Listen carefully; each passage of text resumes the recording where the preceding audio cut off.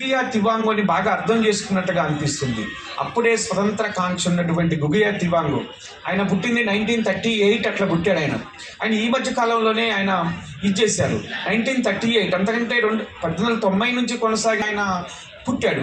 ఇందులో బాగా నచ్చింది ఇంకొక అంశం కూడా నేను పాఠక ప్రియులకు చెప్పదలిచాను. మావు మావు మూమెంట్ అనమాట. మావు మావు ఉద్యమం. అసలు నేను ఎప్పుడూ ఇంతకుముందు ఈ ఉద్యమం గురించి తెలిసేది కాదు.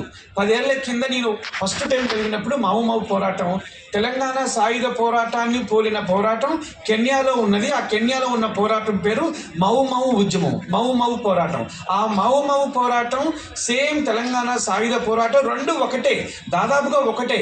అంటే కెన్యాలో కూడా కొండలు కోనలు, అక్కడ ఉన్నటువంటి స్ట్రాటజికల్ ఏరియాస్, వ్యూహాత్మక ప్రాంతాలు, ఇక్కడ మనం ఎట్లయితే సాయుధ పోరాట కాలంలో ప్రజా గెరిల్లా దళాలు ఎట్లా పోరాటం చేశాయో ఆ రకమైనటువంటి మావు మావు పోరాటంలో కనిపించింది.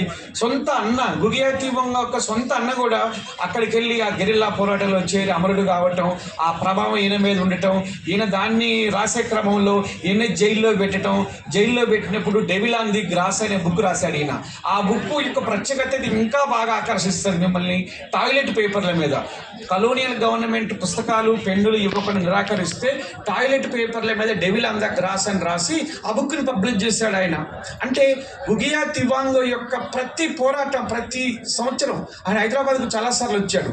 పొట్టి శ్రీరాములు తెలుగు యూనివర్సిటీలో మీటింగ్ పెట్టినప్పుడు నేను కలిశాను ఆయన్ని. ఆయన కలవటం కోసం నేను చాలా శ్రమ పడాల్సి వచ్చింది. 2018, 19లో వచ్చారు వాళ్ళు.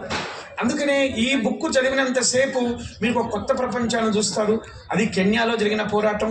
కెన్యా వలసవాద దేశంగా బ్రిటిష్ యొక్క సామ్రాజ్యవాద హస్తంలో ఎట్లుందో అనేది చూస్తాం.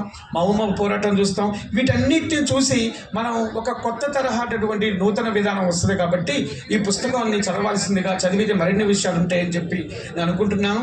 ఇది ఒక్కొక్కరికి 7 నుంచి 8 నిమిషాల పాటే ఇచ్చినటువంటి సమయం కాబట్టి, నాకు ఇచ్చిన సమయం కూడా 8 నిమిషాలు కాబట్టి పుస్తకాన్ని బ్రీఫ్గా నాకు నచ్చిన పుస్తకంగా నేను పరిచయం చేస్తున్నాను. ఇప్పుడు ఈ ప్యానెల్లో ఉన్నటువంటి వాళ్ళను ఒక్కొక్కరిని 7 నుంచి 8